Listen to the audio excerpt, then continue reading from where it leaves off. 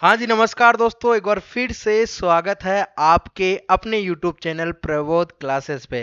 दोस्तों, हम लोग रीट की तैयारी कर रहे हैं और रीट में हम लोगों ने जीवों में जनन जो है स्टार्ट कर चुका था। वो कि दीपावली के पहले हमने वो टॉपिक लगभग स्टार्ट किया था और दीपावली के बाद अब आज के दिन हमारी दूसरी क्लास जो कि जीवों में जनन की है वो स्टार्ट होने जा रही है। आप लोग धैर्य के साथ इस क्लास को लेना। दूसरी बात, साथ साथ में नोट्स बनाते रहना। इसकी जो पीडीएफ है आपको अपने टेलीग्राम चैनल प्रबोध क्लासेस पे उपलब्ध हो जाएगी। तो चलिए स्टार्ट करते हैं और धैर्य के साथ आप लोग तैयारी करेंगे। चलिए, तो हम लोगों ने लास्ट कक्षा में आप लोग देख सकते हैं वहां पे जाके कि हम लोगों ने जो है अलैंगिक जनन को पढ़ लिया था। ये यहाँ तक है ना, पौधों में अलैंगिक जनन को मैंने आपको समझा दिया था। ठीक है, अब हम लोग आगे की बात करते हैं अलैंगिक जनन की अन्य विधियों के बारे में।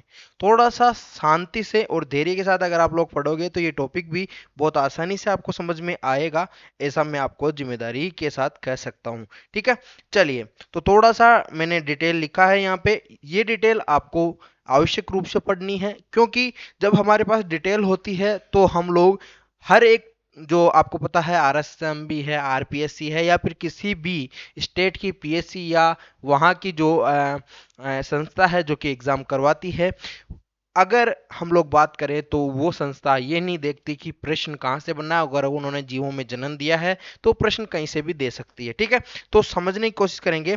यहाँ पे आपको थोड़ा सा, हम लोग पेन को जो है वो मोटा कर लेते हैं, पेन ले लेते हैं यहाँ पे और थोड़ा सा समझने की कोशिश करेंगे। चलिए चलिए भाई, तो सबसे पहले हम लोग अलैंगिक जनन की अन्य विधियों के बारे में पढ़ेंगे। देखो, प्रयोगशाला में वैज्ञानिकों ने एक जीव से उत्तक संवर्धन यानी टिश्यू कल्चर, है ना, उनके द्वारा जो है पौधे की वेस्टी संतति पैदा की। और डोली नामक भेड़ जो कि पूरी तरह अपनी माँ की नकल थी, नकल यानी एक प्रकार का क्लोन था डोली।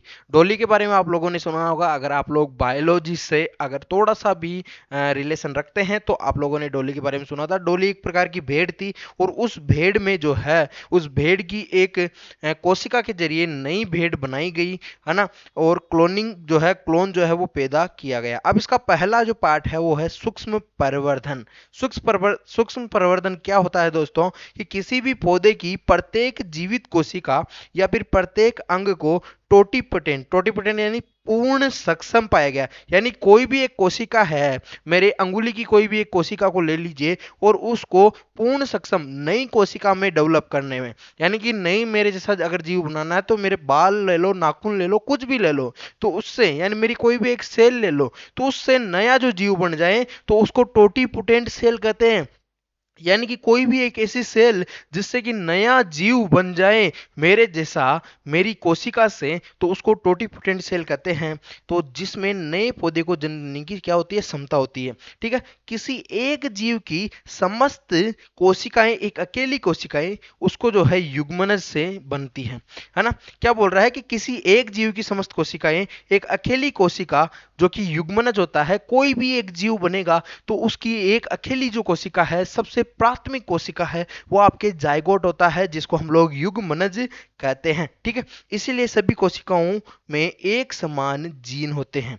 ठीक है, जीन जो है वो परिवर्धन, विकास और समस्त जैव प्रक्रियाओं को नियंत्रण करते हैं। ये लाइनें दोस्तों आपकी एनसीईआरटी में एज इट इज उठाई गई है। मैंने कहीं से भी अपने आप को जो है वो सुरक्षित करने की कोशिश की है हर एक क्षेत्र में, क्योंकि अगर एनसीईआरटी में बता रहा हूं तो कोई भी जो मेरी डिटेल है वो गलत नहीं हो सकती है। तो ध्यान के साथ पढ़िएगा।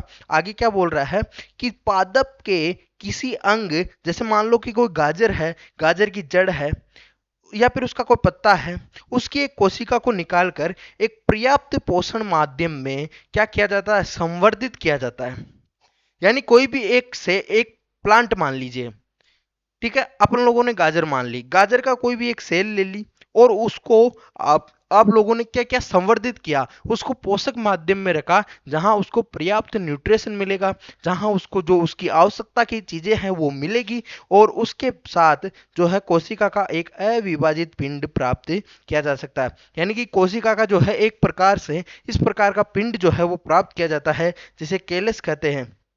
आपको मोटा मोटी मैं समझाने की कोशिश करूं तो आप लोगों ने आजकल हम लोग टिश्यू कल्चर की बात करते हैं, तो टिश्यू कल्चर में दोस्तों हम लोग बहुत छोटी जगह में बहुत सारे प्लांट तैयार कर लेते हैं, बहुत कम समय में हम लोग ये कर लेते हैं। उसके लिए हमें किसी बीज की आवश्यकता नहीं होती है। आप लोग किसी भी एक प्लांट को अगर ग्रो कराना है तो उसको संवर्धन माध्यम में उसको ग्रो कराइए, और ग्रो करा के उसको उसका एक कैलस बनाइए। कैलस मतलब कि हम लोग ये कह सकते हैं कि उसमें सूट, सूट मतलब कि उसका तना, और उसकी जो जड़ है यानी रूट जो है, रूट या सूट दोनों में से कोई भी चीज डेवलप हो जाएगी, और उसको हम लोग जो है कोकोपीट में या फिर किसी भी एक संवर्धन माध्यम में लगाकर उसको बड़े एक एक कमरे में भी बहुत सारे पौधे हम लोग तैयार कर सकते हैं। तो इस जो प्रक्रिया को है वो एक प्रकार से क्या कहते हैं, सूक्ष्म प्रवर्धन कहते हैं। ठीक है, उसके बाद में बात करें, केलस जो है नए पादपों को जन्म देता है। अब केलस में होता क्या है, केलस में जैसे मान लीजिए केलस हो गया, मैं दिखाता हूं, जैसे दिख रहा होगा आपको, नहीं दिख रहा होगा ना, यहाँ पे नहीं दिख रहा होगा, चलो यहाँ खाली पेज कहीं मुझे मिल जाए तो मैं उसमें, हाँ देखिए ये यहाँ पे नीचे दिया हुआ भी है तो उससे समझा देंगे आपको। उत्तक संवर्धन द्वारा नए पौधे बनाना क्या कहलाता है, सूक्ष्म प्रवर्धन कहलाता है। यानी कि ऐसे समझिए कि कोई भी एक कमरे में आप लोग एक एक पोषक माध्यम तैयार करके एक प्लांट की कोई भी सेल लेके उसके कई सारे क्लोन आप लोग बना सकते हैं, और उसी को सूक्ष्म प्रवर्धन बोलते हैं। तो सूक्ष्म प्रवर्धन की परिभाषा यानी कि टिश्यू कल्चर की जो टेक्निक है, उस टेक्निक के द्वारा एक नए पौधे का निर्माण क्या कहलाता है, सूक्ष्म प्रवर्धन कहलाता है। ठीक है, थोड़ा सा यहां समझने की कोशिश करिएगा। ठीक है, ये थोड़ा सा डिटेल में दे रखा है ना। यहां आपको सबसे पहले एक प्लांट दिख रहा होगा, सबसे पहले पादप पष्ट। ठीक है, अब वहां से एक कोशिका स्थानांतरित करके इन्होंने किस में ले ली, एक प्रकार की या कहें कि एक प्याली में, एक कटोरी में इन्होंने ले ली। ठीक है, या इसको लेने के बाद इसमें जो है सूक्ष्म आपके पोषक माध्यम इसमें डाले गए। ठीक है, न्यूट्रिशन इसमें दिया गया, और उसके बाद इनमें जो है वो केलस का निर्माण हुआ। अब केलस बनने के बाद इसमें कई हार्मोन जो है वो यहाँ पे बने, और यहाँ पे रूट बनी, सूट बनी, और एक नया प्लांट यहाँ पे इस प्रकार से तैयार हुआ। तो इसको कहते हैं केलस का निर्माण। और केलस से जो सूक्ष्म परिवर्धन के द्वारा कई सारे प्लांट, आप एक कमरे में भी हजारों प्लांट जो है वो दोस्तों लगा सकते हैं। ठीक है, उसके बाद में हम लोग बात करते हैं आगे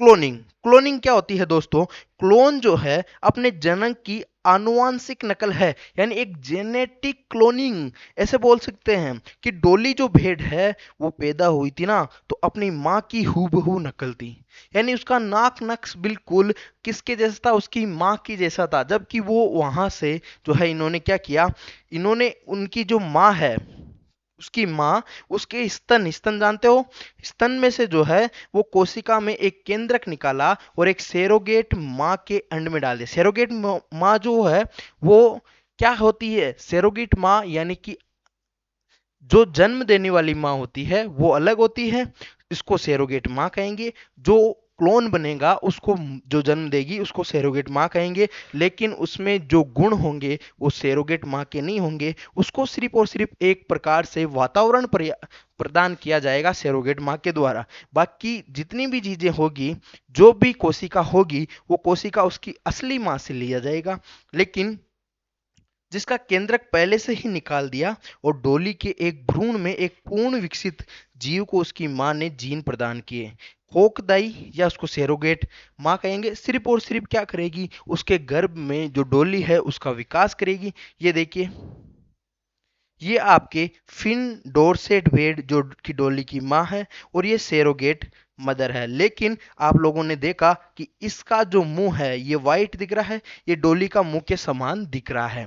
तो ठीक है, इसके बाद हम लोग अगले टॉपिक की ओर आते हैं, वो है पौधों में जनन। हम लोगों ने पिछली कक्षा में अलैंगिक जनन के बारे में बात किया था। पौधों में लैंगिक जनन क्या होता है ये समझने की कोशिश करिएगा, बहुत महत्वपूर्ण टॉपिक है, बिना किसी झिझक के पढ़िएगा दोस्तों। ठीक है, बात करें लैंगिक जनन में, नर और मादा जो है यो युग्मकों का क्या होता है, संलयन होता है। और सीधी सी बात है, जैसा आप और हम में होता है वैसा ही प्लांट में भी होता है। प्लांट में भी एक क्या होता है, पुमंग होता है, पुमंग, और क्या होता है यहाँ पे जायांग होता है। पुमंग और जायांग के जो स्पोर होते हैं, युग्मक होते हैं, युग्मक या स्पोर जो है वो स्पोर मिलके क्या बनाते हैं, जाइगोट बनाते हैं। और जाइगोट को भी हम लोग युग्मनज बोलते हैं दोस्तों। और इसी युग्मनज के द्वारा जो विभिन्न अवस्थाओं के द्वारा जो भ्रूण बनता है वो आपके एक प्रकार से नए प्लांट का आपके डेवलपमेंट करता है। और आपको पता है लैंगिक जनन में नर और मादा दोनों युग्मक है, जो पुमंग है जो जायांग है, इनके जो युग्मक है ये दोनों मिलके नए प्लांट को डेवलप करते हैं। ऐसा नहीं है कि कोई जायांग है और जायांग ही नए प्लांट का जो है वो डेवलप या विकास जो है वो डेवलपमेंट जो है वो कर दे, ऐसा नहीं होता है। पुष्पी पौधों में जनन का अंग जो है वो फूल होता है, पुष्प होता है। कई बार ये प्रश्न पूछा गया है, बिल्कुल साधारण प्रश्न है, लेकिन कई लोग जो है वो इसमें गलती करते हैं। ये देखिए, पुंकेसर जो है जिसको स्टेमेन भी बोलते हैं, जो कि पराग बनाता है। क्या बनाता है, पराग बनाता है। और पराग पराग जो है वो एक प्रकार से युग्मक ही होते हैं। पुष्प का नर भाग क्या होता है, पराग कण होते हैं। आप लोगों ने सुना होगा पराग कण के बारे में, जिसको पोलन भी बोलते हैं हम लोग, ठीक है। पराग कणों में क्या होते हैं, नर युग्मक होते हैं। और एक फूल में कई पुंकेसर हो सकते हैं, बिल्कुल सही बात है। एक फूल में कहीं हजारों पुंकेसर भी हो सकते हैं, तो एक फूल में एक दो पुंकेसर भी हो सकते हैं। और प्रत्येक पुंकेसर के दो भाग होते हैं। अब कौन कौन से, ऊपरी भाग जो है ये परागकोश या एंथर कहलाता है। क्या कहलाता है, एंथर कहलाता है। और जिसके भीतर क्या होंगे, पराग कण होंगे। और यही पराग कण तो नर के युग्मक है। इन्हीं तो पराग कणों को नर युग्मक कहते हैं। जो नीचे वाला भाग होता है भाई, ये मैं एक डायग्राम के साथ बनाने की कोशिश करूं तो ये देखिए, ये नीचे का जो है इसको तो फिलामेंट या तंतु कहेंगे, ठीक है। और ये जो है यही तो पराग कोश है। और इसी तो पराग कोश में क्या होते हैं, पराग कण होते हैं दोस्तों। क्या होते हैं, पराग कण होते हैं। तो आपको समझ में आ रहा होगा, है ना।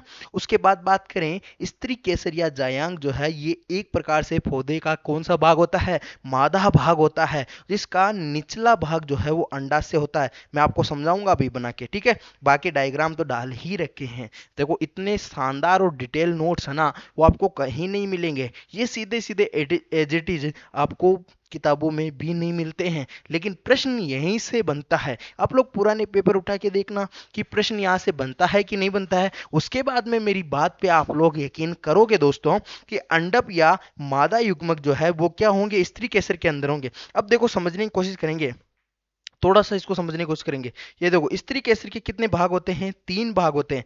एक फूल आपको जो है वो मेरे सामने नजर आ रहा होगा। और इसको समझने की हम लोग भरपूर कोशिश करेंगे। पहले सोच लो, समझ लो कि स्त्री केसर के तीन भाग कौन कौन से होते हैं। सबसे पहला भाग होता है वर्तिकाग्र, जिस पे आपका पराग कण जो है, जो नर युग्मक है वो आके ठहरेगा, ठीक है। अब वो किसी के द्वारा भी आ सकता है, वो आगे बात करेंगे उसके बारे में।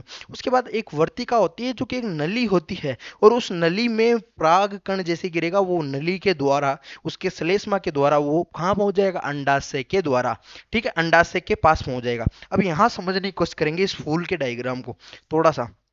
तो सबसे नीचे जो आपको भाग दिख रहा है, इसको हम लोग थैलेमस बोलते हैं। थैलेमस इसके नीचे वाला तंतु बोलते हैं। ध्यान रखना दोस्तों, जो फ्लोर होता है, पुष्प होता है, वो पत्ती का ही एक रूपांतरण होता है, ऐसे मत सोचना। तो एक प्रकार का बड है, ये क्या होता है, बड होता है, मुकुल होता है। ये जो फ्लोर है वो एक प्रकार का बड होता है, मुकुल होता है। कई बार प्रश्न पूछा गया है आपको। उसके बाद बात करें तो ये फूला हुआ जो भाग है यहाँ पे, ये देखो, तो ये आपके क्या है, अंडाशय है दोस्तों, ठीक है, ठीक है। नीचे आपके यहाँ पे दलपुंज और पुष्पासन होता है। क्या होता है, दलपुंज और पुष्पासन होता है। जब बड़ी कक्षाओं में आप लोग पढ़ते हैं ना, जब हम लोग ग्रेड फर्स्ट और ग्रेड सेकंड की तैयारी करते हैं तो उसमें इसको डीपली चर्चा करते हैं। लेकिन आपको सिर्फ इनके बारे में ध्यान होना चाहिए। सबसे पहले थैलेमस, थैलेमस के जस्ट ऊपर क्या होते हैं, क्या लगे होते हैं, दलपुंज लगे होते हैं। क्या लगे, जिनको हम लोग सेपल बोलते हैं ना।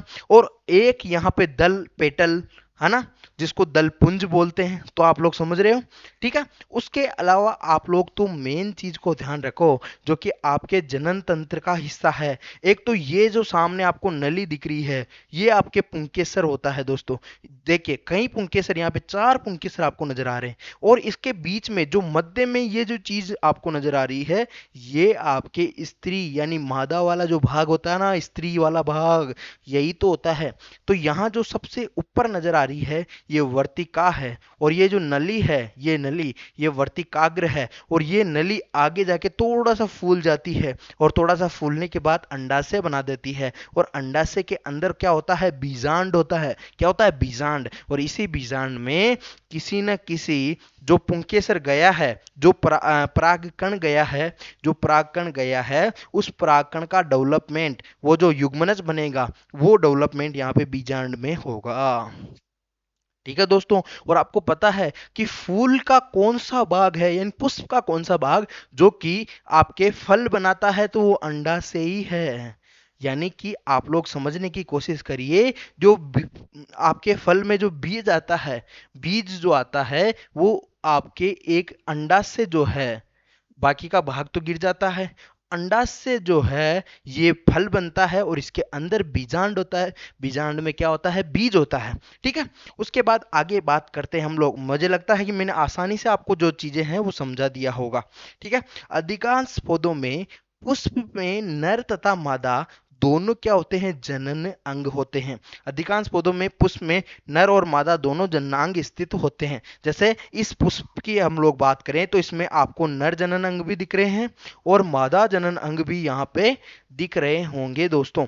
ठीक है, उसके बाद इन पुष्प को क्या कहेंगे, उभयलिंगी। यानी कि जो मेरे पास जो पुष्प है, ये पुष्प क्या होगा, उभयलिंगी होगा। आप लोगों ने गुड़हल का फूल देखा है दोस्तों, उसको आज ही जाके देखना, बिल्कुल रेड कलर का होता है, नीचे ग्रीन कलर का उसका पार्ट होता है, तंतु लगा होता है, उसमें आप लोग उस चीज को आसानी से देख सकते हो। कुछ पौधों में नर अथवा मादा में से कोई एक ही भाग होता है, एक ही भाग होगा, तो उसको हम लोग क्या कहेंगे, एक लिंगी कहेंगे। ठीक है, अब परागकण और निषेचन क्या होता है, परागण और निषेचन क्या होता है। केंद्रकों के संलग्न हेतु परागकण तथा अंड अनेक कारकों, अब अनेक कारक में वायु हो सकती है, जल हो सकती है, कीट हो सकती है। यानी कि मादा तक पहुंचने के लिए जो परागकण है ना, जो वर्तिकाग्र है, उस तक पहुंचने के लिए जो परागकण है वो किसका किसका सहारा ले सकते हैं, एयर, बाई एयर आ सकते हैं, उड़ के आ सकते हैं, या फिर बाई वाटर आ सकते हैं। ठीक है ना, जैसे जो आपके प्लांट होते हैं, और कई प्लांट होते हैं जो आपके समुद्र में, नदियों में लगे होते हैं, तो वो बाई वाटर भी आ सकते हैं। और कहीं पुष्पों में आप लोगों ने मधुमक्खी में, सरसों में देखा होगा, कई सरसों में आप लोगों ने ये चीज सुनी होगी कि जो मधुमक्खी होती है वो सरसों की फसल के लिए लाभदायक होती है। वो क्यों होती है दोस्तों, क्योंकि परागगण की जो क्रिया होती है, परागण की क्रिया बोल रहा हूं मैं, जो पोलिनेशन की जो प्रोसेस होती है, इसको संपन्न करवाने में मधुमक्खी का हाथ होता है। क्योंकि ये जाती है, पुष्प पे बैठती है, वहां से इसके टांगों पे जो परागकण है वो चिपकते हैं, और दूसरे में जितना ज्यादा निषेचन होगा उतने ज्यादा बीज बनेंगे, यानी उतनी ज्यादा सरसों बनेगी। तो आपको समझ में आ गया होगा। पराग कोश से निकलकर परागकण का पुष्प के साथ वर्तिकाग्र पर पहुंचना ही परागण कहलाता है। पॉलिनेशन किसे कहेंगे, कि पराग कोश से अगर कोई परागकण निकला और कहां पे, वर्तिकाग्र भी पहुंच गया। अब वो किसी भी पुष्प की वर्तिकाग्र भी पहुंच सकता है। हो सकता है कि पुष्प उभयलिंगी हो, और वो पुष्प जनरली ऐसा होता है कि अगर कीटों की बात करें, अगर एयर की बात करूं, तो हवा से तो जो वहीं उसी पुष्प की वर्तिकाग्र पर परागकण गिर जाते हैं।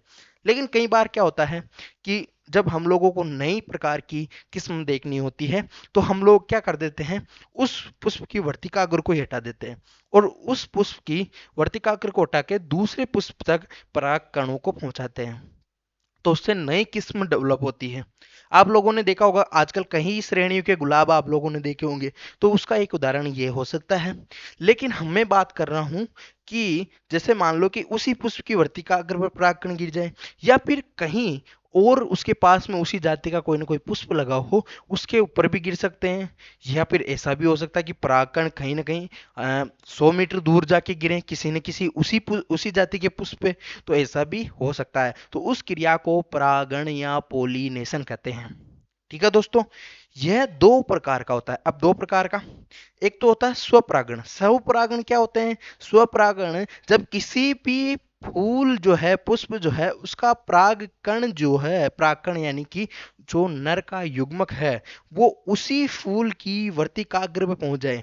भाई मैंने अभी बताया कि उभयलिंगी ये आपके सामने है। अब यहां से जो परागकण है वो पहुंच गया उड़ के कहा, इसी पुष्प पे। अब इसी पुष्प पे पहुंच गया तो उसको स्वपरागण कहेंगे। लेकिन पर परागण किसे कहेंगे? किसी और अन्य पुष्प पे पहुंच जाएगा। पर परागण में एक फूल के परागकण अपनी ही स्पीसीज के दूसरे पौधे के फूल के वर्तिकाग्र पर पहुंच जाते हैं, उस फूल के अंड को निषेचित कर देते हैं। ठीक है। अब वायु, जल और कीट जैसे कारक पराग कणों को एक फूल से दूसरे फूल तक पहुंचने में सहायता करते हैं। तो ये तीनों जो मार्ग है, इन तीनों रस्तों के द्वारा ही परागण की क्रिया संपन्न होती है। वाह वाह, क्या पढ़ाया सर, क्या मजा आ गया सर। अगर अच्छा लग रहा है, थोड़ा सा जल्दबाजी में इसलिए पढ़ा रहा हूँ, उसका कारण होता है दोस्तों, अगर थोड़ा सा जल्दी पढ़ाया जाए तो स्टूडेंट हुक रहता है। मैंने ये चीज देखी है। देखो जल्दी जल्दी पढ़ाना है, अगर आपको थोड़ा सा कम समझ में आ रहा हो तो आप लोग क्या कर सकते हो, इसकी स्पीड थोड़ी सी डाउन कर सकते हो। ऐसा तो आपको यूट्यूब में देखने को मिलता ही है?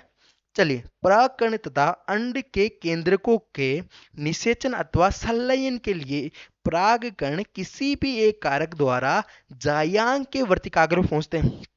क्या बोला? कि जो परागकण है वो अंड के केंद्रकों के निषेचन अथवा संलयन के लिए, यानी जो निषेचन की क्रिया होगी उसके लिए जो है, यानी परागण की जो क्रिया है उसके लिए जो परागकण है वो किसी भी by road sorry by air जा सकता है, बाई वाटर जा सकता है, या फिर किसी भी इंसेक्ट के द्वारा जा सकता है।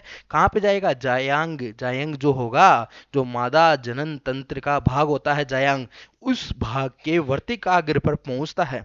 ठीक है। प्रत्येक परागकण एक पराग नलिका बनाता है, यानी हर एक परागकण जो है वो क्या बनाता है? एक पराग नलिका बनाएगा। और पराग नलिका वर्तिकाग्र के भीतर, वर्तिकाग्र के भीतर, भाई ये अभी थोड़ा सा डायग्राम आएगा उसके जरिए मैं आपको समझाऊंगा। ठीक है। वर्तिकाग्र के भीतर बढ़ती जाती है और परागकण का केंद्रक बीजांड में पहुंच जाता है। फिर क्या होता है? निषेचित बीजांड बीजों में परिवर्तित हो जाता है और पादप के रूप में जो है नए पौधे को बनाने में क्या होता है? सक्षम होता है। अब ये देखो, ये डायग्राम थोड़ा सा समझने की कोशिश करिएगा, ये डायग्राम आपको हर एक चीज को समझा देगा। अब मान लो कोई भी माध्यम के द्वारा जो परागकण है वो कहाँ पहुंचा? यहाँ पहुंच गया। अब यहाँ पहुंचने के बाद वो क्या करेगा? एक पराग नली का निर्माण करेगा और पराग नली बढ़ती बढ़ती बढ़ती बढ़ती बढ़ती बढ़ती आ जाएगी आपके कहाँ? बीजांड तक। अब बीजांड पे आने के बाद वहां जो उसका अंडप रहेगा, अंडप, अंडप समझ रहे हो? जो अंडा रहेगा, उस अंडे से क्या मिलेगा? जो पराग नली है ना, पराग नली है यानी पराग कण है, वो मिलेगा। अब यहाँ पे क्या बन जाएगा? युग्मनज बन जाएगा। अब युग्मनज बन गया तो यहीं पे इनका रोपण भी हो जाएगा। अब देखो, रोपण होने के बाद यहाँ पे वो 6 आवर जो आपकी स्टेज बनती है, कई अलग अलग स्टेज बनती है, वो आपको आगे समझाएंगे, है ना।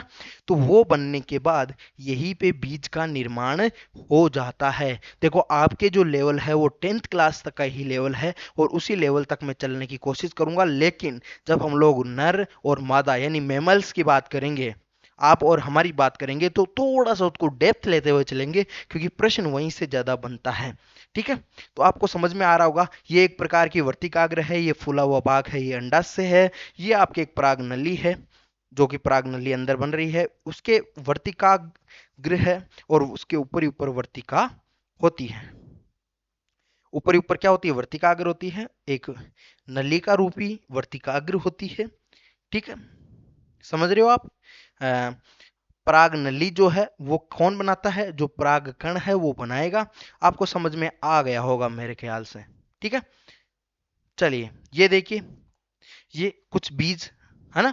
एक बार जब बीज बन गया तो वो क्या हो जाएंगे? प्रकीर्णित हो जाते हैं, या जनक पौधे से क्या हो जाते हैं? दूर हो जाएंगे। और जैसे ही उनकी अनुकूलतम आपके परिस्थिति आएगी वो अंकुरित होते हैं और आपके उग जाते हैं।